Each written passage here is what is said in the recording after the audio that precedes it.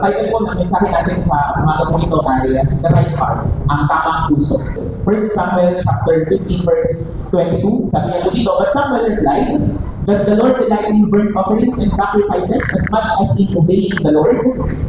To obey is better than sacrifice, and to heed is better than the fat of rams. Ang focus po nung verse na ito na sinabi po na binasa po natin ay mas, sabi niya, mas nalulugod pa ang Panginoon kapag sumusunod tayo sa Kanya kesa kapag tayo ay naghahandog. Dalawa, sa pinakamalaking factor na nakaka-apekto sa ating pananampalataya. Una, ang pagsunod, pangalawa, ang pagkakaloob. At kapag ginagawa natin ang sumunod sa Diyos at tayo ay naghahandog o nagkakaloob sa Diyos, parang mabuting Kristiyano natin. Tama po ba? Parang tayo ay mabuting Kristiyano. Pero alin daw ba, sabi dito sa binasa po natin, alin daw ba yung mas matimbang, yung sumunod pa sa Panginoon o yung magkaloob sa Panginoon? So, tingnan po natin, sabi niya dito, sumunod sa Panginoon ay mas mabuti kaysa sa mga handog. Pero hindi naman po sinabi na huwag tayong maghandog. Hindi naman po sinabi na huwag tayong maghandog. Dahil ang pakikinig sa Kanya ay mas mabuti kaysa ang paghahandog ng mga taga ng lupa. The right heart is an obedient heart. Ang tamang puso ay ang pusong sumusunod sa ating po, Panginoon. Maraming kwento sa Biblia ang nagpo-portray ng pagsunod sa Diyos. Una po, doon pa lang sa Genesis, yung pala Noah's Ark ay it shows the obedience na po ni Noah. Noon po ginawa ni Noah yung ark sa Genesis chapter 6 verse 9 to 22. Noah obeyed God's command to build the ark kahit na wala namang senyales ng pagbaha.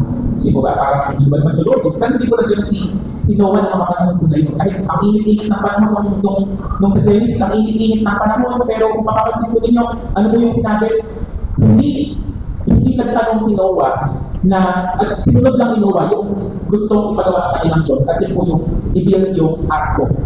Kung papabalikan po natin, yung arko na binil ni Noah ay napaka-detailed. May sukat, may taas, kung sino ang mga isasakay.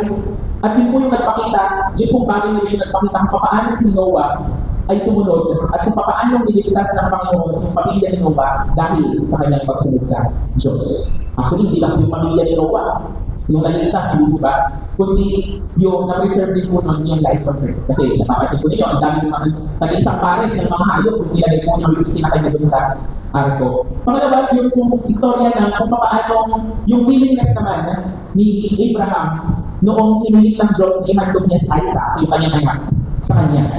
Nakita rin po doon kung paano inobey ni Abraham yung utos ng Diyos, kahit na ang utos ng Diyos ay isakripisyo niya yung buhay ng kanyang anak na si Isaac. Pero kung papansinin niyo po, hindi naman doon natapos yung kwento at hindi naman natuloy na ihandog ni Abraham si Isaac dahil nagpadala ng tupa ang Diyos para yun yung ihandog niya. Pero papansinin niyo yung obedience ni Abraham doon sa utos ng Diyos, wherein yung utos lang naman na yun ay, yung utos na yun ay utos lang ng testing. Kumbaga, testing lang po yung sa utosan ng Panginoon na yun. Pero sa Abraham, yung obedience niya sa Panginoon ay hindi natin matatawanan. Pangatlo, nung inobey ni Moses at saka ng mga Israelites yung pong Passover. Di po ba? The Israelites followed yung instructions ng Panginoon para iput yung lamb's blood sa kanilang mga doorsteps at yung obedience po na yun ang nagprotekta sa kanila. Lalo na doon sa huling sauna ng Egypto. Di po ba? May 10 saunang dumating doon sa Egypto o doon sa Egypt. Pero yun pong itong pag-obey nila doon sa Passover ay ang nagligtas po sa kanila. Apat po, yung kung paano si Joshua ay sinunod ni Joshua yung utos ng Diyos para bumagsak yung wall of Jericho. Kung paano silang nakinig doon sa detalye ng utos ng Diyos, pang ilang ikot, sabay-sabay silang sisigaw at magkikita yung walls ng Jericho. Sinunod po nila yun at nagmarcha sila, hindi po ba, ng ilang araw, itong araw, tapos sabay-sabay silang sumigaw para ibagsak yung walls of Jericho. I-imagine natin yung walls of Jericho, may dimensions din yan. Sabi na po nila, kaya daw tumaan ng isang 10-wheeler na truck dun sa lapad sa lapad ng walls ng Jericho. Bumagsak po yun dahil sinunod nila yung kautusan yung utos ng Diyos. Hindi naman po yun dun sa lakas ng boses ng mga sumigaw eh. Hindi yun dun sa lakas ng boses or dun sa dami ng mga taong sumigaw. Kundi nangyari po yun dahil sumunod sila sa Panginoon. Panglima, Pantan, or yung commander ni si Naaman ay nagkaroon ng leprosy at tinutusan siya ni Elisha. Sabi niya na maghugas dun sa Jordan River ng 7 beses para bumalik daw yung kanyang leprosy. Skeptical nung una itong si Naaman, pero dahil nanampalataya siya sa Diyos, sumunod siya at siya ay bumalik. Hindi po ba? Marami pa po, paano yung mga disciples ni Jesus Christ ay sumunod sa call niya, si Peter, si Andrew, si James, si John, na immediately iniwan yung kanilang mga fishing nets kasi mga isda po itong mga disipulo rito eh. No, iniwan nila yung kanilang fishing nets para sumunod dun sa Diyos. Para sumunod sa Diyos. Yung kanilang obedience ay nagdulot ng pagbabago sa buhay at sa purpose nitong mga disipulo po na ito. Ano pa? Very familiar po sa atin yung kwento ni Apostol Pablo kung paano siya na-convert, hindi po ba? Nung si Apostol Pablo ay na-encounter niya si Jesus with sa road to Damascus, tapos sumunod siya sa Diyos, sumunod siya sa tawag ng Diyos, na-transform yung buhay niya from being a persecutor of Christians to being a Christian itself, yung devotion na meron si Apostol Pablo, at yung pagsunod ni Apostol Pablo sa kanya pong Panginoon ang nakapagbago ng kanyang buhay. Marami pong mga kwento. Actually, each story shows us that obedience leads to blessings. That obedience leads to protection. And especially that obedience leads us to Christian life transformation.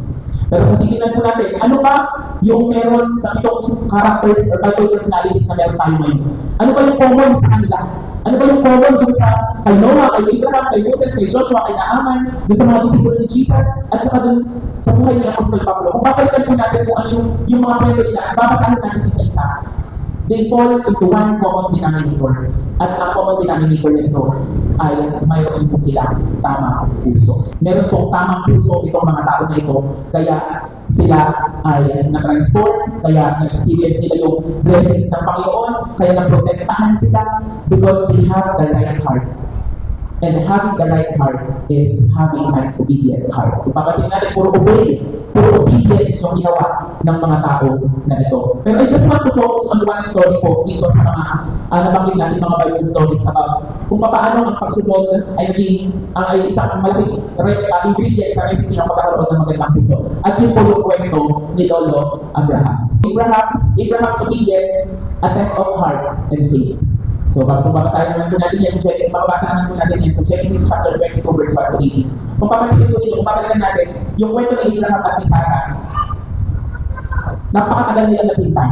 Di ba? Napakatagal nilang hinintay yung pangako ng Diyos na sila ay ang kakaanak. Si Abraham po matanda na, si Sarah ay matanda na din, maog pa. Di po ba? Pero, pinangakuan sila ng Diyos na magiging sindami ng bituin sa langit ang inyong lahi. Paano nga po mangyayari yun?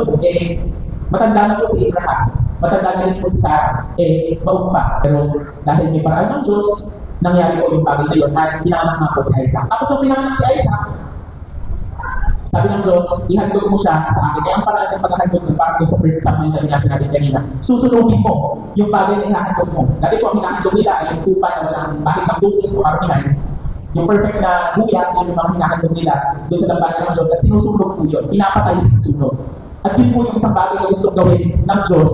Inutos ng Diyos kay Abraham, nung panahon po na yun, ay patayin niya yung anak niya bilang sakripisyo para sa Panginoon. Ano po yung ginawa ni Abraham? God tested Abraham by commanding him to sacrifice his beloved son, si Isaac, sa Mount Moriah. Without hesitation, anong ginawa ni Abraham? Without hesitation, Abraham obeyed. He took Isaac in the mountain and prepared the altar. Kung saan niya, papatayin at susunugin yung kanyang anak na si Isaac. Just as he was about to sacrifice his son, siyempre nanalangin na siya. Hindi ko alam kung ano yung damdamin na meron si Abraham ng panahon na yun. Isa niyang anak ay ihahandog niya, papatay niya. Tagal kong hinintay na to, ihahandog ko sa Panginoon. Tapos ang brutal, parang ang tragic pa ng paghahandog ng panahon na yun. Ang paghahandog ng panahon na yun, ay papatayin mo, susunugin mo yung ihahandog mo. Pero, decided po itong si Abraham at willing siya na ihandog yung pagpapalang sobrang tagal niyang hinintay para sa Panginoon. Ano po yung ginawa niya? Number 1, obedience requires trusting the Lord. Or yung pagsunod po ay nangangailangan ito ng 100, 200, 300, 1,000% na pagtitiwala sa Diyos. Sasabihin niyo po sa akin, ang hirap magtiwala kapag mahirap ang sitwasyon. Totoo po yun. Mahirap magtiwala sa Panginoon kapag alam mo parang imposible yung bagay na ikinapanalangin mo. Ang hirap magtiwala sa Diyos kapag wala kang bigas, kapag walang pera. Hindi po ba? Ang hirap magtiwala sa Diyos pag puno tayo ng problema. Pero actually po, ang katotohanan yan, kapag nakita natin yung kahalagahan ng pagtitiwala natin sa Diyos, mas masarap magtiwala sa Diyos sa mga ganong panahon. Sabi niya po sa Hebrews chapter 11 verse 17, nang sumukin ng Diyos si Abraham, mananampalataya din ang nagundog Diyos sa kanya ay alas si Isaac bilang handog sa Diyos. Buong puso niyang inihandog ang kahit isa sa kanyang anak, gayong ipinangako sa kanya ng Diyos.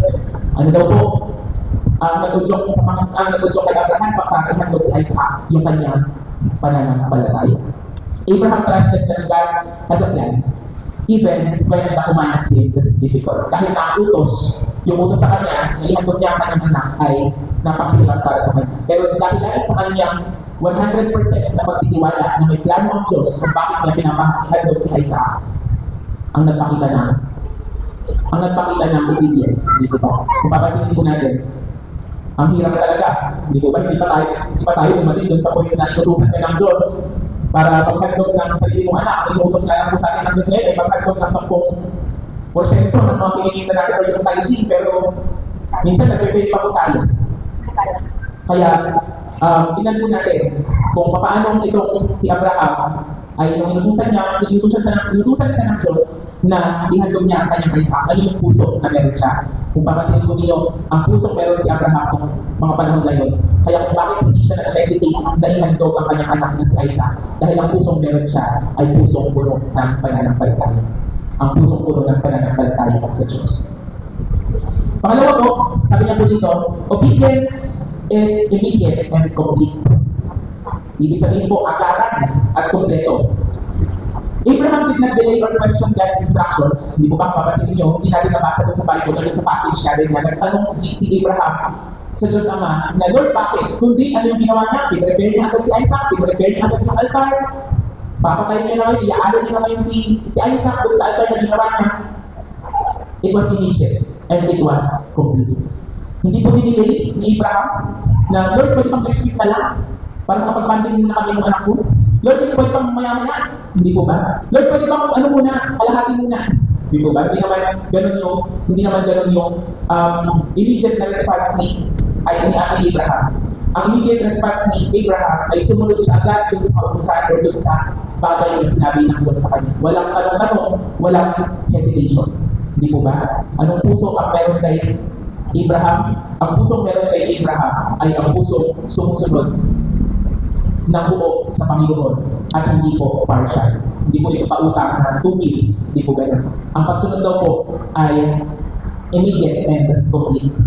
Pangatlo po, sabi niya, obedience, God rewards obedience with blessings. Tingnan po natin kung ano naging, dahil dun sa 100% na pagtitiwala ni Abraham sa Diyos, at dun sa, dahil dun sa puso na meron si Abraham sa Diyos, after the test of faith, nire-affirm ng Panginoon Diyos ang mga pangako niya kay Abraham. Sabi niya sa Genesis chapter 2:17, ang Diyos po ang nagsabi, pagpapalain kita, ang lahi mo ay magiging sindahan ng mga bituin sa langit at ng buhangin sa dagat. Sasakutin nila ang mga lungsod ng kanilang mga kaaway.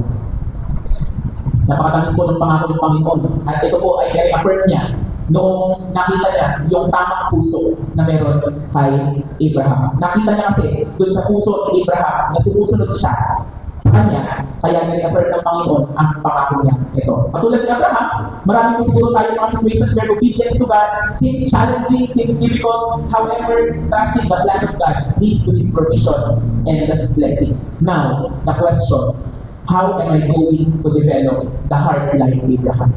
How am I going to develop the right heart? How am I going to develop that obedient heart? Paano ko i-develop na yun?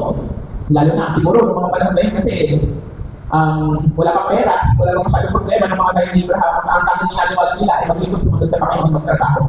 Pero ngayon, ang dami ng, kung titingnan natin yung paligid natin, ang dami ng problema, ang daming distraction. Possible pa kaya na ma-develop ko sa puso ko ma-develop ko sa buhay na ito yung tamang puso na nire-require sa akin ng Diyos. Tignan po natin, practical applications, how to develop a right heart. Number 1, developing a right heart, seek God with sincere heart. Hanapin daw po natin ang Panginoon ng may totoong puso. Sabi niyo po sa Jeremiah 29:13, kapag hinanap ninyo ako inyong matatagpuan. Kung buong puso ninyo ako hahanapin. The question is, are you seeking the Lord wholeheartedly? Hinahanap ba natin ang Diyos ng buong puso? A right heart begins with the genuine desire to know and follow God. Bago daw po tayo, ang first step daw po, para magkaroon tayo ng tamang puso, ay ang hanapin ang Diyos at i-desire natin na hanapin ang Diyos. Ano ba ang desire ng puso natin ngayon? Malamang, desire ng puso natin ngayon, bagong sasakyan, bagong bahay, maraming pera, malusog na pamumuhay, maginhawang buhay. Hindi naman tumasamak na i-desire natin ang mga bagay ngayon. Pero ang tinuturo po dito, ng kwento ni Abraham at ng salita ng Diyos ay a right heart begins with a genuine desire to know and follow God. Knowing and following God, pero naipapapatay pa natin yung totoong desire na hanapin at makilala at sundin ang Diyos. That is the first challenge sa ating po ngayon. To seek God with a sincere heart. Paano ba natin isisik? Paano ba tayo magkakaroon ng sincere na heart? Di po ba? Practical applications. Kilalanin mo ang Diyos, bilang sarili mong tagapagligtas, at mabuhay tayo ng naaayon sa kanyang mga standards. Pangalawa po, sabi niya, fill your heart with God's Word. Are you still reading the Bible? Are you still doing your devotion? Di po ba? Fill your heart with God's Word. Sabi niya po sa mga awit 119 verse 11, ang banal kong kautusan sa puso ko, iingatan upang hindi magkasala laban sa iyo kailanman. Tinatamnan para po ba natin ng salita ng Diyos yung ating pong mga puso? Pinupuno pa ba natin yung ating puso ng salita ng Diyos? O marahil wala na tayong oras dahil sa makabalalan ng mundo, sa trabaho, sa pag-aaral, sa paghahanap buhay, wala na daw ba siguro tayong oras para gawin itong mga bagay na ito. You know, brothers and sisters, I have realized that reading and applying the scripture transforms the heart and guides obedience. Na-realize ko po na yung pagbabasa ng salita ng Panginoon, pag-apply ng salita ng Panginoon, ang nagpapabago ng puso at nag-guide sa ating pagsunod sa Diyos. Kaya importante pala talaga na tayo ay nagbabasa at nai-apply natin yung Biblia sa mga buhay po natin. Huwag po natin palalagpasin ng isang araw na hindi natin pinakain ang ating spiritual na buhay at ang pagkain na yun ay ang salita ng Diyos. Pangatlo, last na po, love and trust God fully. Paano ka magkakaroon ng tamang puso? You need to trust and obey God fully. Trust in the Lord with all your heart and lean not on your own understanding. Sabi niya po sa mga Kawikaan, chapter 3, verse 5. Sa Tagalog po sabi niya, kayawi ka magtiwala ng buong puso at lubusan at huwag kang ananahan sa sarili mo karunungan. True obedience comes from trusting God, comes from trusting God's plan, even when it's difficult, kahit na sobrang hirap. Di po ba? Ang hirap naman pala maging Kristiyano. Marahil yun po yung nasa isip po ninyo ngayon. Ang hirap pala maging Kristiyano. Pero ang bottom line po natin dito ay dapat para maging totoong Kristiyano ka ay magkaroon ka din ng tamang puso. At ito po yung mga paraan kung paano tayo magkakaroon ng tamang puso. Number 1, sabi niya, seek God with a sincere heart. Hindi lang seek God di ba? Seek God with a sincere heart. Kaya bago tayo magsimula sa mga gawain, tayo ay nag-pray, di ba? Kaya bago tayo pag-isip natin sa umaga, sinisip natin ang Panginoon sa pamamagitan ng isang panalangin. Dapat totoo daw po yung mga bagay yun para masunod natin ang Panginoon at para magkaroon tayo ng tamang puso. Pangalawa sa ating future heart with God's Word. Magbasa tayo ng Bible, tumatin tayo ng mga Bible study, hindi po ba? Makinig tayo sa mga preaching, dahil nag-develop daw yun ng pusong tama. At yun daw yung gumagabay, yung pagkakaroon ng oras sa pagbabasa at pag-a-apply ng salita ng Panginoon ang gumagabay daw sa atin para tayo ay masunod natin yung sinasabi ng Biblia at yung nais ng Panginoon. Lalo higit ay magtiwala at sumunod daw tayo ng buong buo sa Diyos. Katulad ni Abraham, hindi partial, hindi delayed yung kanyang pagsunod sa Panginoon, kundi immediate and complete yung response niya sa Panginoon o hinigit niya, ialin niya si Isaac sa Panginoon. At nagawa niya yun dahil nagtitiwala siya na merong paraan at merong plano ng Diyos kung bakit niya nire-require yung bagay na yun. True obedience comes from trusting God's plan kahit na ang hirap ng sitwasyon. May brothers and sisters, isa pong, I want to end, ito pong ay salita ng Panginoon galing sa isang quotation na nanggaling dun sa libro na Namong Puso Distelari. Ito pong libro na ito ay sinulat ni Robin Sharma. Binasa ko po ito noon na kagalang panahon. Ang konteksto po nitong libro po na ito ay merong isang prominenteng abogado na talagang naipapanalo niya. Ang tawag nga sa kanya ay the father of all murder cases. Dahil lahat ng mga pinapanalong kaso, lahat ng mga kaso nitong prominenteng abogado na ito ay naipapanalo niya. Pero meron siyang magandang mansyon, meron siyang mga sasakyan. Ang pinaka-special ng sasakyan ay yung Ferrari na nakapark sa gitna ng kanyang mansyon. Ito yung illustration dun sa libro. Meron siyang mga properties, meron siyang helicopter, may chopper siya, nagkakatid sa kanya sa iba't ibang panig ng Amerika para sa mga trials. At dumating yung time na itong prominenteng abogado po na ito ay hindi siya masaya kahit na anong properties ang meron siya. Tapos, tinatake sa puso itong abogado po na ito. Ang nagsulat nitong libro po na ito po si Robin Sharma ay apprentice niya. Apprentice niya po sa kanyang law firm, sa kanyang opisina. At si Robin Sharma yung nagkwento kung paano na-transform itong buhay nitong prominenteng abogado nito. Ang ginawa niya ay, nung inatake siya sa puso, iniwan niya yung firm, iniwan niya yung law firm, at siya ay namundok. Ayan. Pero Buddhist kasi yung nature ng libro. Meron siyang isang guru na nakilala na nagpa-transform ng buhay niya. Iniwan niya yung law firm, pinenta niya lahat ng mga bagay na meron siya. At noong sumunod siya dun sa katuruan, noong sumunod siya dun sa buhay, lumipas siya ng India, dun siya namuhay sa India. At nung bumalik siya sa Amerika, dahil na nabenta niya lahat ng mga ari-arian niya, at siya ay sumunod, at siya ay naging monk ng religion na yun. Bumalik siya sa Amerika at pinuntahan niya itong si Robin Sharma. At hindi nakilala ni Robin Sharma dahil sobrang bumata ang itsura, sobrang naging masaya yung buhay niya. Ito po yung sinabi ng prominenteng abogado po niya. Your vision will become clear only when you look into your heart. Who looks outside dreams, who looks inside awakens. Sabi niya po, true obedience comes from aligning with your inner purpose. What is your inner purpose? Our inner purpose should be our obedience to the Lord. Hindi po ba? Sabi niya dito, rather than your external expectations. The challenge is, are we willing to quiet the noise of the world and listen to what truly matters in our hearts? What truly matters ba in our hearts sa oras po na ito? Ayun ang po yung makakasagot niya. Is it still the Lord or is it the new one?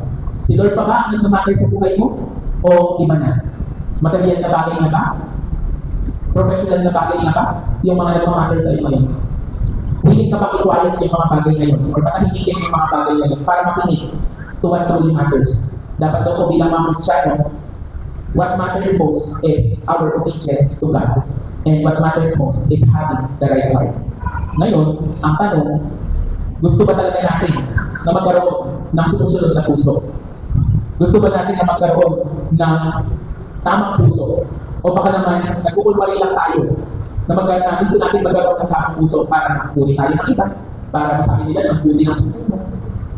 Gusto ba talaga natin na magpabago ng puso sa Panginoon? Kaya, the bottom line mga kapatid, nung kwento ni Abraham, the test of heart and the test of faith is that an obedient heart requires true faith. Totoong pananampalataya. Ang totoong pananampalataya ay dapat magkaroon ka muna ng bagong puso. Bago ka magkaroon ng bagong puso, dapat sumusunod ka sa Diyos. At alam ko po na alam ninyo itong maraming mga katotoo na tayo narinig na walang sumunod sa Diyos na pinabayaan niya. Amen? Walang sumunod sa Diyos ang pinabayaan ng Diyos. Lahat ng sumusunod sa Diyos ng totoo, ng tama ay pinagpapala. Patulad ni Abraham, nung kinuwento natin, kahit meron siyang tamang puso, pinagpala siya ng Panginoon. Katulad ng mga 7 tao sa Biblia na nabasa na nireview natin kanina, meron silang tamang puso. At yun po yung end goal natin ngayon. Dapat magising sa ating sa umagang ito, yung desire natin na magkaroon ng tamang puso. Pag nagkaroon daw po kasi tayo ng tamang puso, saka lang tayo makakapagmahal, makakagawa ng mabuti, lalo hindi saka lang tayo saka lang natin ma-realize yung benefit na pagtitiwala sa Diyos.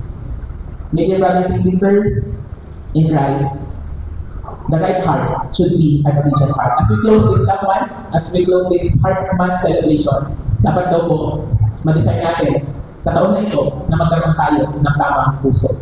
When the oceans rise on the shore, and I will soar with you